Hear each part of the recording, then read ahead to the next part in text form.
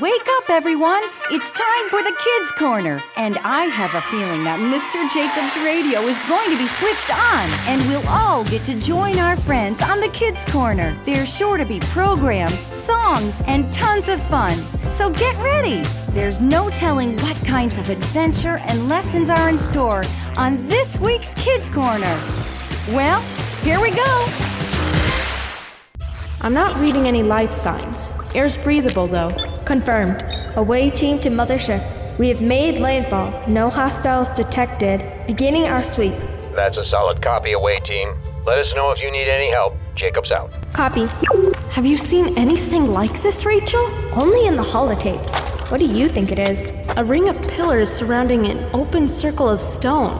Would you say 100 meters? At least. I'm not picking up any chemical readings. It doesn't seem to be a landing platform. That's what they said about Baalbek. One thing's for sure, this is definitely not a natural formation. Touché. Let's take a closer look. Engaging anti-static systems. Static removed. You are now clear to proceed. Looks like obsidian? That's consistent with my readings. Take a look at these carvings. Writing, perhaps? Why ask me? I didn't write them. You are the linguistic officer, Flora. True, but I've never seen anything like this. Maybe the ship's computer can make sense of it? Good idea. Let me take some pictures for the analysis. Away team to Mothership. Come in. Jacob's here. Did you find something? That's affirmative. We have discovered what could be ancient writing at the site. Flora can't translate it, so we figured we'd beam it up for the computer to analyze. Sounds good. Ready to upload on your mark. Uploading now. Computer, decipher these markings if you please. Understood. Analyzing. Error. Unknown. Origin of input. Possible corruption detected. Abort. Retry. Fail. That can't be good. What? What happened? The screen. It just turned blue for some reason. Let me try this again. Retry. Error. Possible corruption detected. This could be a problem. I'm going to have to reboot the system. Are you two going to be okay while we do that? That's fine. We'll listen to the radio while we wait. Have you found the problem yet, Mr. Jacobs? Don't bother him, Flora. He's concentrating. It's all right, Rachel. I don't see anything wrong down here. I guess the next step is to open her up and see if there's anything damaged on the inside. And what would that look like? Hard to tell. It's been a long time since I've done any serious computer repair, and technology has come a long way since I built this old thing. Hey, Lionel, you wanted me to come over? Thanks for coming, Brian. Yeah, it's Old Faithful here. It must have installed an update over the new year, and it's not agreeing with my hardware or something like that. Oh, yeah, I'll take a look. Have you tried turning it off and then back on again? A couple times. Nothing. Okay, well, that's the obvious question out of the way. Let's see what we've got here. Will you need my help? Nah, I'm all set for now, but I'll let you know if something comes up. All right. So, what brings you girls over? Rachel's been having a bit of a problem with her New Year's resolution. A resolution, huh?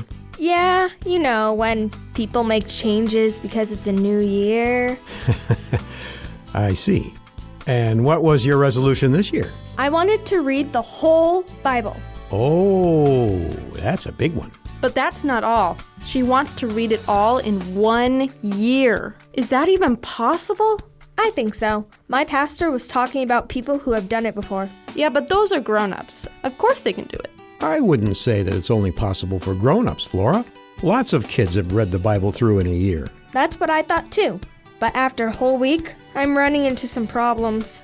Distractions becoming a problem? Not exactly. I got to Genesis 5. I see. Why? What's Genesis 5? A lot of names. Like, a lot of them. Those can be difficult to get through. Is that where you stopped? No, I kept going. I learned about Noah and the ark, like we learned about last year. And then I got to chapter 10. What happened there? More names. Then chapter 11, a short story. Then more names. That sounds about right. I don't know what you think is so funny. I'm trying to learn from God by reading his book, and all I'm getting is stories mixed with someone's family tree. How am I supposed to learn what God wants me to do if his instructions are so hard to read? I'm sorry. I just was understanding where you were coming from, and I think I can help explain. You see, when it comes to the Bible, Hey, I think I found something, Lionel. Got a second? Not right now, Mr. Brian. Mr. Jacobs is explaining something. don't worry, Flora. I'll be right back. But you can't just leave us hanging like that. Come on, Flora. Let's listen to the radio. He won't be long. Fine. So yeah, there's going to be a little bit of lag for a bit on your internet connection until we get this new part, but the system should be good to go otherwise. Great. Thank you so much, Brian. Oh, no problem. So, I'm sure I pulled you away from a pretty intense discussion. Yeah, Mr. Jacobs was going to explain why the Bible is so hard to understand sometimes. Oh, that's a big topic. I've been there. You? But you're a grown-up. How can you have the same questions as us kids? Oh, it happens, Rachel. We don't have everything figured out. In fact, between you and me, we don't have most of it figured out. Yeah. So, how about that explanation, Mr. Jacobs? Right. Where to begin? I think the best place to start is to say that every part of the Bible is there for a reason. Even the verses that may seem confusing or pointless have been recorded and kept for thousands of years because God wanted mankind to know what he has to say. And all of it is still useful, like it says in 2 Timothy 3:16. Okay, but we need examples. Like, why are all these names important? To answer that, we need to pay attention to whom Genesis was written to.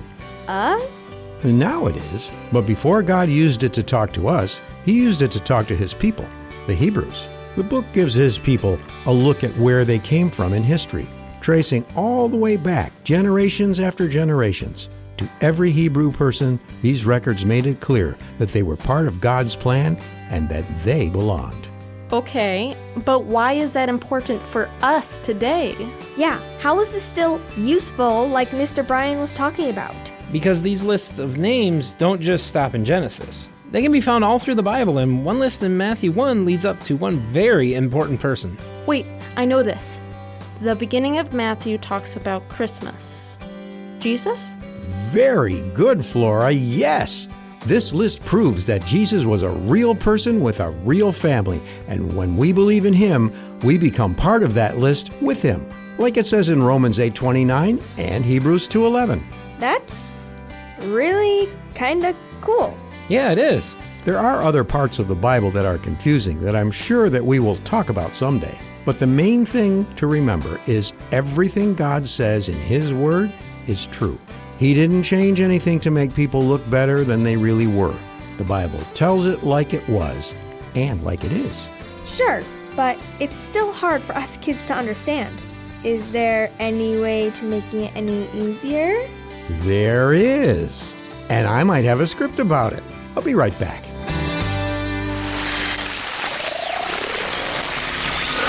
And now from the garage of Lionel Jacobs comes the wonderful drama, Philip's New Friend, a biblical story from Acts 8 about reading the Bible.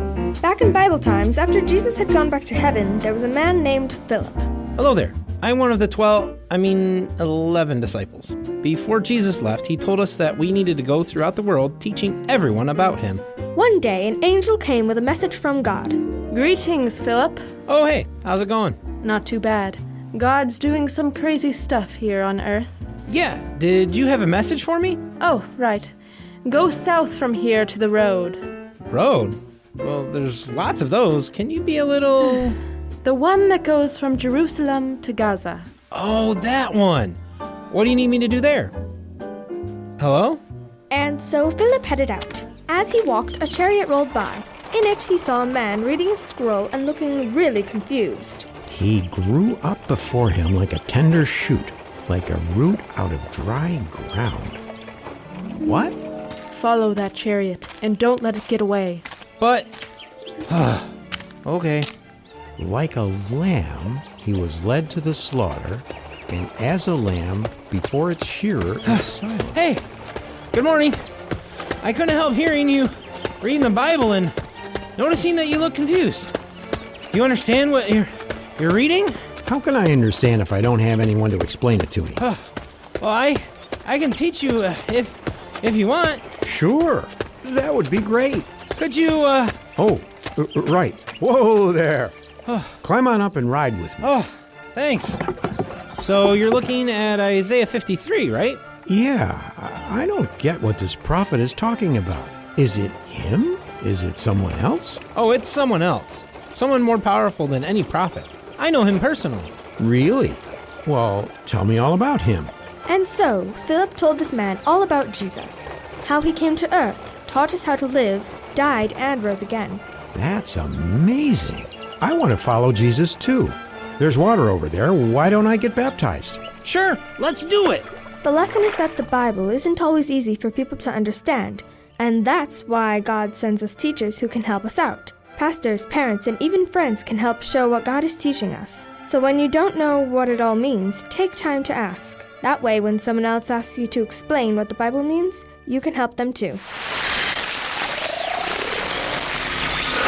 Well, it looks like your computer is running well for now, Lionel. Let me know if you need help with it later. My schedule's pretty open all day. I'll do that. Thanks, Brian. Mr. Jacobs, I have a question. Okay, Flora.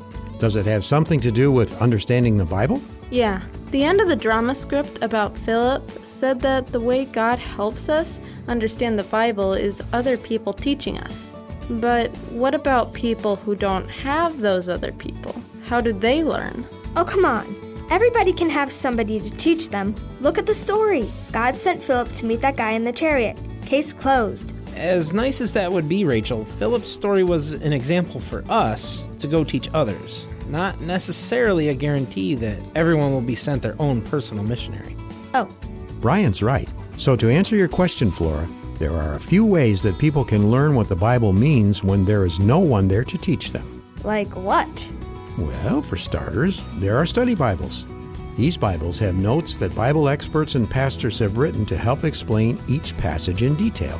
That sounds really cool. Yeah, I find it a little distracting, but I know for some people it really helps them a lot. Other things God uses are podcasts, videos, and radio programs that help explain the Bible to those who don't have teachers with them. Radio programs? Like the ones we listen to in your garage? I guess that makes sense. They do explain the Bible in a way that makes sense to us kids. And not just kids, sometimes us grown-ups learn from them as well. I'm glad to hear it. One last thing I just thought of is the Bible actually helps explain itself. Whoa, Bibleception? Huh? Forget it. Movie reference. There are many places where God, prophets, or teachers say something in the Bible, and then later we have them or another teacher explaining what that earlier part meant. Okay. Like where? Acts 8? Oh, right. The story we just acted out. Where else then? Mark 4, 2 Samuel 12, Daniel 5, Genesis 41, lots of places. Okay, so I don't feel so bad knowing that everyone needs help understanding the Bible. Even you, Mr. Jacobs? Especially me. We never stop learning. And I'm just happy that I have the chance to share what I learn with you kids. Anytime. Thanks, Rachel. Well, I'd better head out. Call me if there's another problem. Thanks again, Brian. We should go too. See you soon. Bye, girls. Want to turn off the radio before you go? Not it. Fine.